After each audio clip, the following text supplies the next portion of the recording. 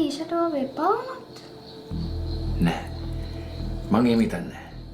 මොකද ඊෂට මං ඇරෙන්න වෙන කාගේවත් ගැන හිතන්න වෙලාවක් නෑ. මොකද්ද ඒ සුවඳ?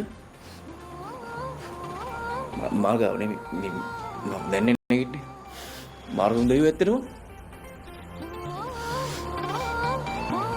ඒක නම් පට්ට සුවඳක් ආ මේ තමුසේ පර්ෆියුම් බෝතලේ මහලා ගත්තද?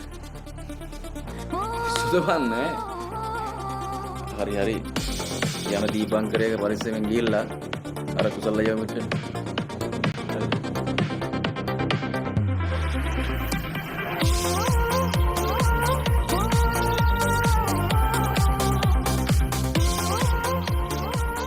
යවුන් වසන්තේ